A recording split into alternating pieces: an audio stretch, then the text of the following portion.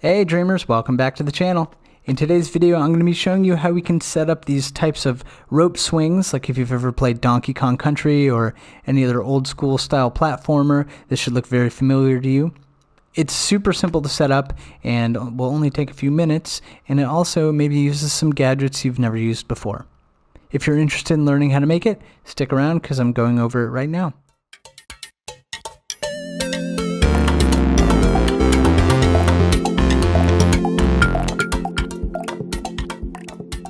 Okay, so this is going to be purely physics-based, so this is going to be kind of fun to do. We'll go ahead and get out a character that we can use as our little swinging dude, and I'm going to set this to 2D movement. I'm thinking about like the old school Donkey Kong Country type games where there's a rope swing that swings back and forth, and you can jump onto it, and then you can use it to jump off. So we'll just we'll put this dude on force possess or dudette, doesn't really matter. We'll put it on force possess, and yeah, one thing we're gonna need before I get into the rest of the stuff here, we're gonna need some way to track whether or not they're currently on a rope. So I'm going to get out a variable, and I'll call this is swinging. Okay, and this will either be a 0 or a 1, meaning it'll either be on or it'll be off. If they are swinging, we should probably have them look like they're swinging. So we'll do it like that, and then let's bring his legs up, and we'll maybe have them lean back a little bit. Okay, so there's their swinging pose. And now what we'll do is we'll get out a teleporter, and we'll have the gizmo in between the hands, like so. Okay. There we go. So there are the hands. We can see that's where they'll be swinging, and this is what they'll look like at the bottom of their the bottom of the swing, unless we want to bring that up a little bit. So with that, we can see that if at the bottom of the swing, they'll actually be kind of leaning forward a little bit. If we wanted them leaning back at the bottom of the swing, then it would be like this. So for the tag, I'll just preemptively name this swing point. And so what we'll do is we'll get out a timeline, and I'll just make this very small. And just to make this easy on myself, I'll put this in beats mode. So that will go there, and this will go here, and this current value will either be on or off. So it'll either turn those things on or it'll turn them off. Cool. So let's make the actual swing rig here. So I'll get the grid back out, because we do want this to be, since this is 2D, we need to make sure we actually put things in the right spot. Bring this up a little bit, and this is going to be where the rope comes out of, right? So this is like the base, and this thing doesn't need to be collidable unless you want it to be, and it doesn't need to be visible. You can always put in your own sculpts or whatever. So we'll leave it like that, and now we'll get out another object, and this will be what the player grabs onto. Now if you only want them to be able to grab the bottom of the swing, or the bottom of the rope, excuse me, then you could put something like a ball here. If you want them to grab at any point along the rope, then what you'd want to do is maybe use a cylinder that's kind of stretched out like that, and that would be your like hitbox of the rope. But I'll just use a ball because it's a little bit easy, and I'm feeling a little bit lazy. So we'll stamp this thing onto the ball itself. And well, we'll get to that in a little bit. Let's go ahead and actually connect this up. So I'm going to use a connector. I'll use a ball joint, and I'll attach one to the base and the other to the ball itself. There we go. And we can see it made the jointed object movable, so now this thing is movable. And we'll move the ball joint somewhere there. So now it's actually attached, and we can see that if the ball was over here, then it would swing. What we'll do is we'll animate the actual swing. So I'll pull this thing over to the left, and I'll animate by pulling it to the right. Okay, now I don't know if those are even, but probably want to make sure that was the case. I'll turn this timeline off so this doesn't freak out and drag everything everywhere. So this one will be at the beginning, this one will be there, this one will be here. And so we can just have them, this will just go back and forth basically. And what we want to do is put that on loop, and now we can see that the ball and the rope swings back and forth. Cool. So let's turn this off for a second so that we can make the look of the rope. I'll turn off the connectors so I don't see them, and I'll open paint mode. For this I'll use just a rule fleck, and you can make this whatever color you want. Let's see, we want to make it like a nice brownish color. That looks good. You can start this wherever you want. I'll start this maybe from we could start it from the bottom, or we could start it from the middle of the block. I'll just start from the middle, and I'll bring that into the center of the ball itself. Now what we'll want to do is we'll want to make this physical, and we'll want to attach to both ends, so the end of it should attach to the ball. So now when the ball swings, this rope should follow along with it, and let's see how that looks. We can see it's kind of like bendy, and that's because of this floppiness. If we turn floppiness down, it looks a little bit better, doesn't it? Now we'll go ahead and place our tag. So we have that teleporter that's looking for a tag, and we'll put the tag right here in the center of the ball like that, and we'll call this, what did I name this? Swing point. Swing point. So if we were to set this to 1, the character is going to be attached, but we can see it's kind of wonky, and that's because of collision. So what we want to do is, this thing should be collidable, and we only want it to collide with the friend, but only when we're not attached to it. Once we're attached to it, we want to turn collision off, because that way the character will actually not collide with the ball, and we can see what this looks like. So if I turn the timeline on, we can see the character will swing with the ball. Okay, and let's go ahead and turn this off. We can just turn off the visibility for now and see what that looks like. So there we see our character is on the rope. Let's go ahead and take a look. Right, looks okay. Obviously you'd want to add a little bit more animation so that it didn't look so static, but I'll leave that up to you. However, I'll show you how we could do that. So there are these cool things called angle sensors, which I don't really see a lot of use going on with them. And what we can do is we can use this to detect which angle, like where the ball is in its swing.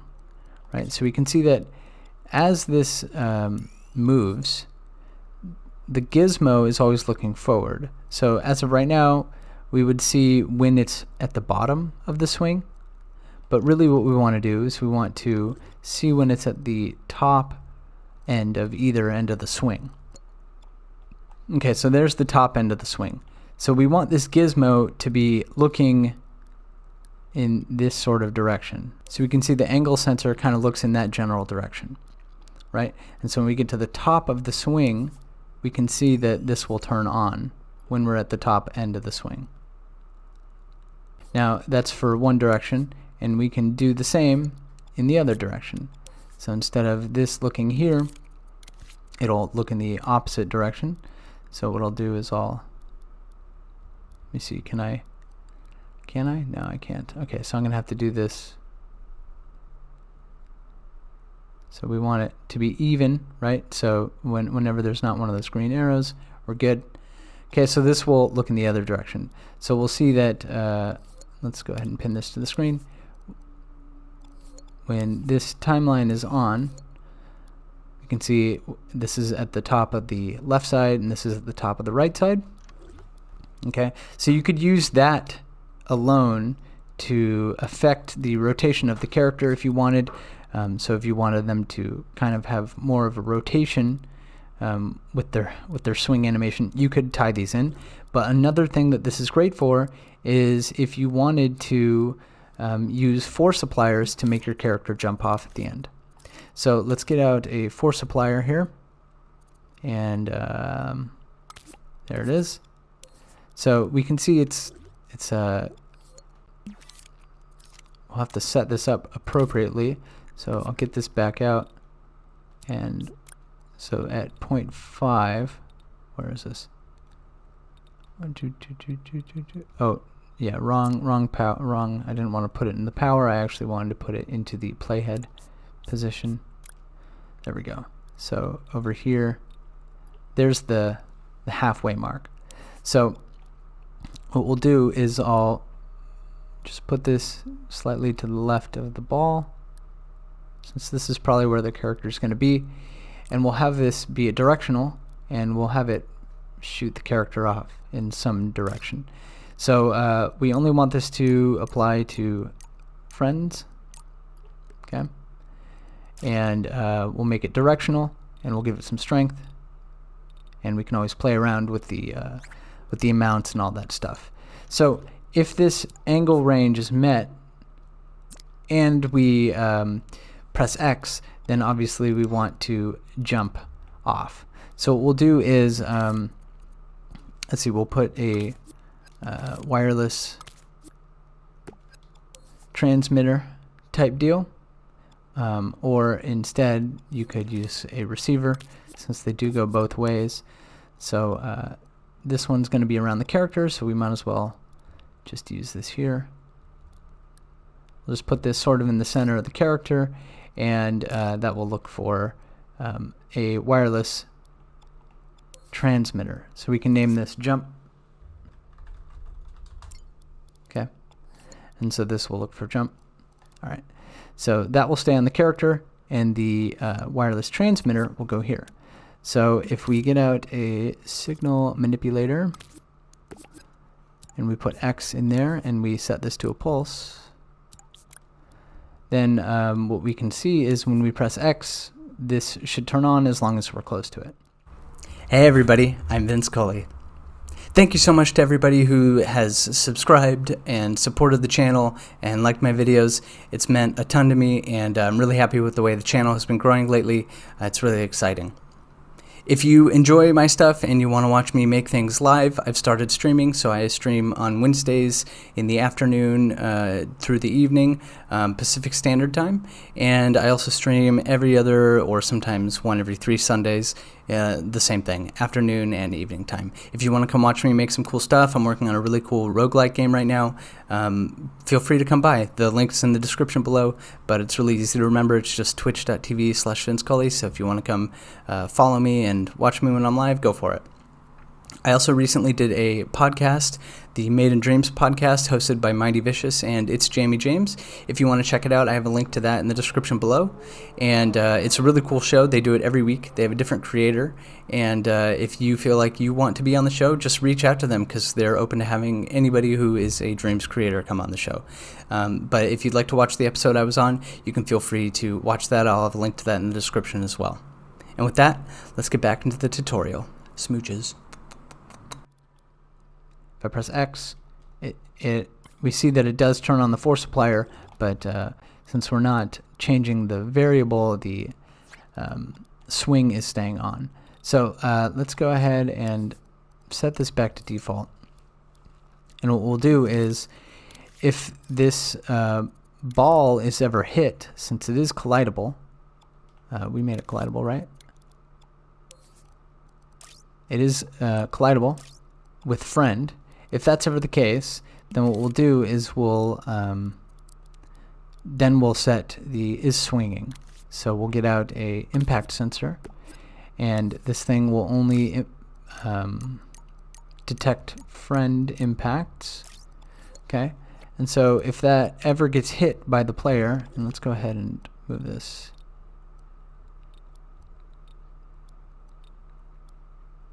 You know what, let's just turn this off for now. Okay, so if this ever gets hit by the player, then we'll set is swinging to true. So is swinging. we'll set this to 1. And another thing we'll want to do is we'll want to turn off the collision on this ball. Okay, so if we just wired those up like this, what we'll see is that at first it is collidable, and then once we attach, gotta set this back to possessible. Once we're on it, we can see that we're attached. Now we can see it's flickering, and why is that the case? Let's take a look. It's flickering because what we'll want to do is we'll keep the changes there. So now, boom, we're attached to it. It's no longer collidable, and now we can see that our character is attached. Now if we were to press X, it still doesn't change anything, so we gotta add that kind of logic in here. Let's go ahead and clean this up because this is kind of gross and messy here. Okay, so I've moved all this dismount stuff into this chip called dismount. We have the swing, and we have this. So this we only want this ability here when it gets bumped. Obviously, this only needs to happen when swinging is not true. So let's get out a variable modifier, and we'll get the value of is swinging. And so if that's not the case, then this should be on, right? And when it is the case, when it is swinging, then we don't need to worry about the impact sensor.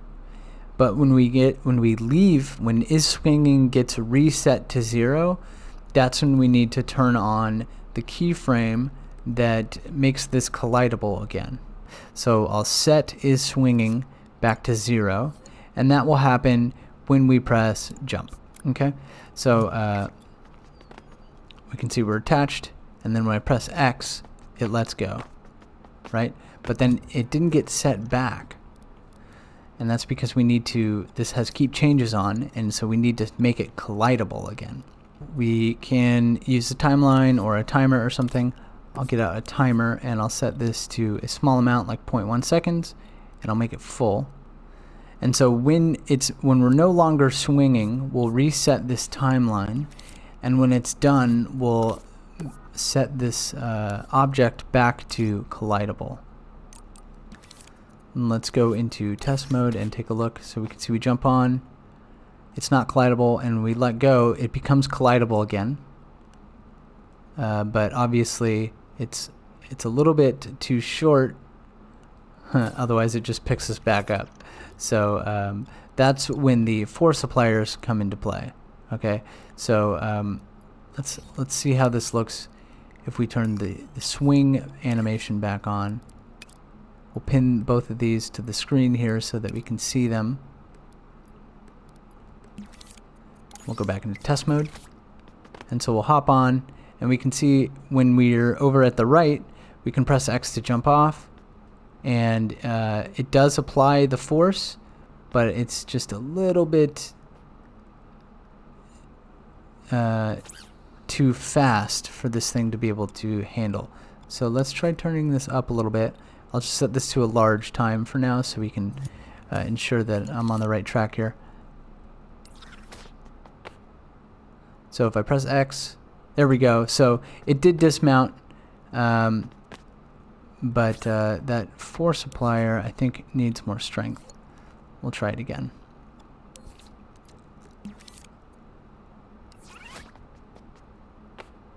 Okay, so here we are, and if we press X, boom. Alright, so let's maybe move this force applier a little bit further to the left of the ball.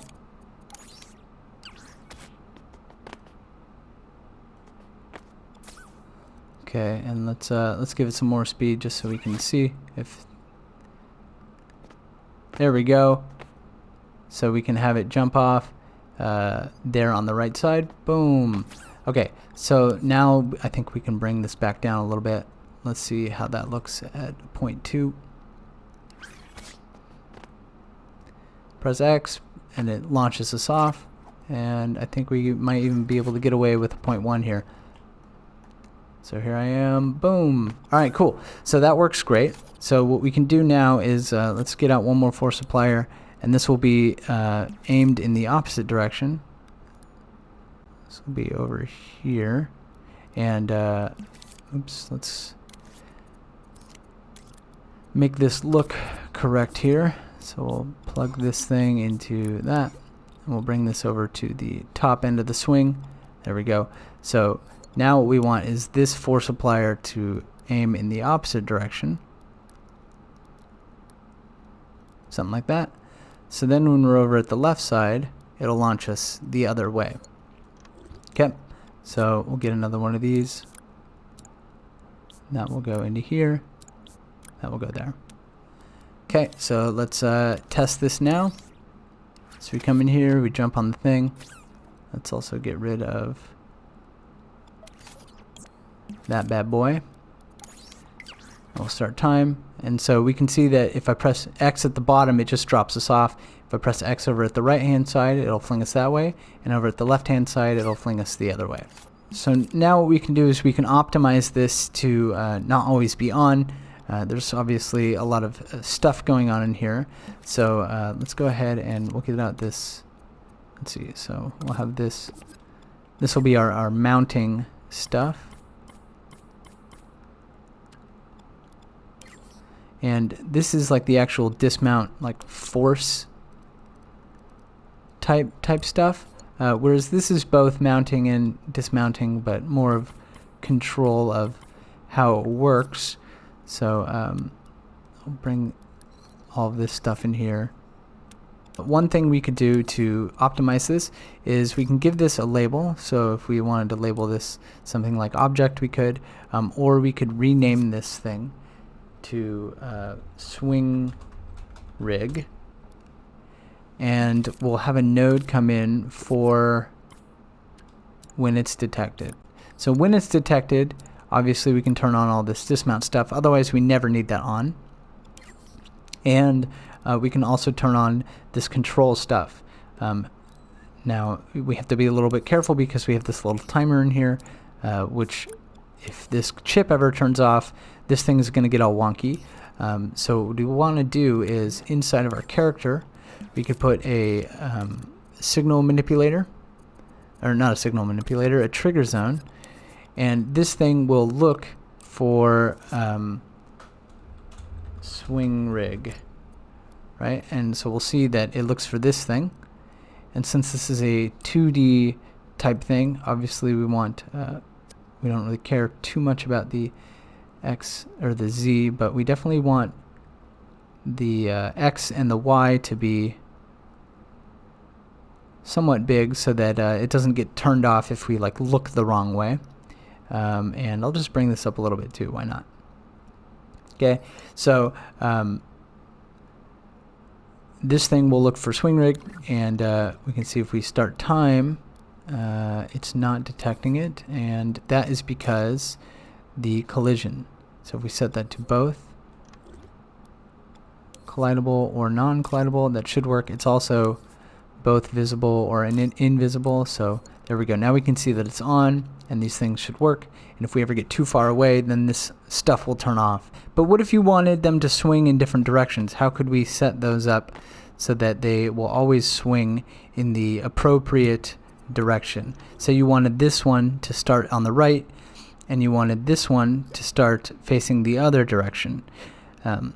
I flipped that by holding R2 and clicking L3. However, this won't work because now this has flipped this whole thing around, which changes the orientation of the force appliers. So now if we try to jump off on the right side, we'll see what happens. It shoots the player in the wrong direction, in the opposite direction actually. So over here it's trying to shoot to the right, and over here it's pushing the player to the left, which just puts us right back on the rope swing, so that's no good. So we need some way to control which way this rope starts, meaning where this starts. So we'd want this playhead to either play this from the beginning, or we need it to start here at a different spot, at a different starting spot. What we'll do is, if we want this thing to be swinging to the right, what we'll do is we'll get out a switch so that it's easy for us to access, and we'll name this start right. Okay, and what we'll do is we'll get out a timeline here, and we'll have this thing just have something at the very start here. I got this tip from Tapgiles. It's kind of cool. You can set the value of something and then stop setting it. So we have this 0.5 come in for 1 frame. So instead of this thing being on loop, we'll use a timer, and this timeline is 2 seconds long. So I'll have the timer match the actual time here, and what we can do is we can have it loop itself and use the timer output. Not on the power. We'll use the timer output on the playhead position itself. So now we can see it works exactly how it did before. But now what we can do is we can have this value affect the starting value here. So I actually want that value to be 1 and not 0.5. So I'll just set this at 1, for example. Okay. Now let me disconnect it just so we can see. So this switch will play this timeline, and this value will go into the current time. Then the last thing we need to do is plug the current time back into itself. So it'll start at 1 second and then swing the other direction. And that's what we can use to do it this way. So let me turn this timeline off for a second just so we can continue to see what's happening. So if this was off, then this value will be at 0 and it'll swing normally. So now if I were to try and jump on this, we could see that we could have them swing in opposite directions. So this is currently at 1, and if you didn't want to do that, you could set it to different values. You can always put a value slider out here to affect what value this value slider is. And so what we'll do instead is we'll just put a node in here.